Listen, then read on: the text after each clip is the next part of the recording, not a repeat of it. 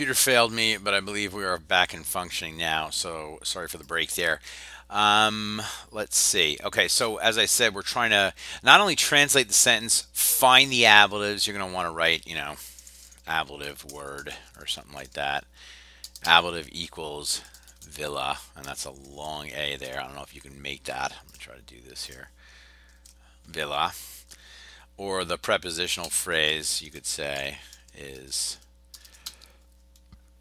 a villa. I'm going to leave the long marks out.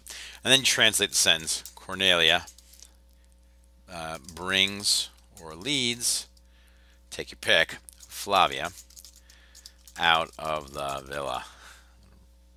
Put this a little closer in here. And now the answer, or the question that sentence answers is this.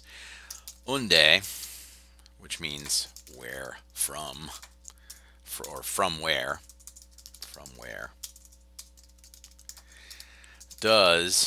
unde Cornelia Flaviam ducit. That's what it's going to look like. And if you go back to that section of the text here, you're going to see unde is one of those question words that ablative case answers. From where? So that would be an example of how to do number one from that exercise. Well, let's do one more. See if I find a hard one here. Let's see. Oh, this one everybody always gets wrong. Here's your chance to get this right. Think about this sentence right here. Number two. Servus molestus dominum toga arripit. So, servus means slave. Molestus means annoying. Dominum means master. Toga is something about a toga, obviously. And arripit means grabs. Now, the way students usually incorrectly answer this question is as follows. The annoying slave, because we see molestus and servus sort of match each other in their endings. These are both nominatives here. So the annoying slave grabs the master's toga. Intuitively, that's the way students want to answer this question. But the problem is, dominum is not a genitive. It's not the master's anything. It is a direct object.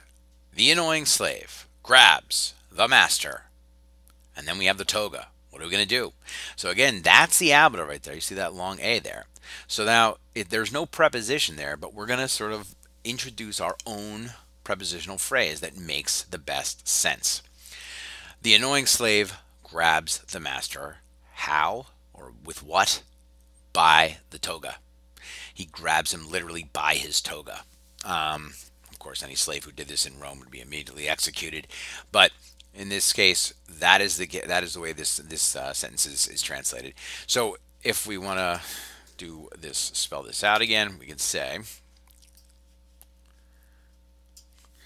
the ablative equals the toga. There is no prepositional phrase, so we're not going to bother spelling that out. And then we'll say the annoying slave grabs the master by the toga. Not the master's toga. I know I'm going to get answers like this because I know some of the students will just not watch this video, but this is the right way to do it. The annoying slave grabs the master by the toga. Now, what's the question that sentence answers? You could say, where does he grab the master? Maybe. From where does he grab the master? No. With whom does he grab the master? No. Let's go farther down. How does he grab the master? Or quo instrumento, even better. With what instrument? I know that sounds kind of overly technical and fancy for asking how the slave grabs the master, but you could just say quo modo. Quo modo means how. Quo instrumento is more technical. With what thing? With what instrument does somebody do something? But quo modo, in what way? How does he grab the master? So I think that's going to work. Just as he beats the slave with a stick and Davos grabs Geta by the tunic, this would answer that question. Quo modo. Let's say quo modo. Quo modo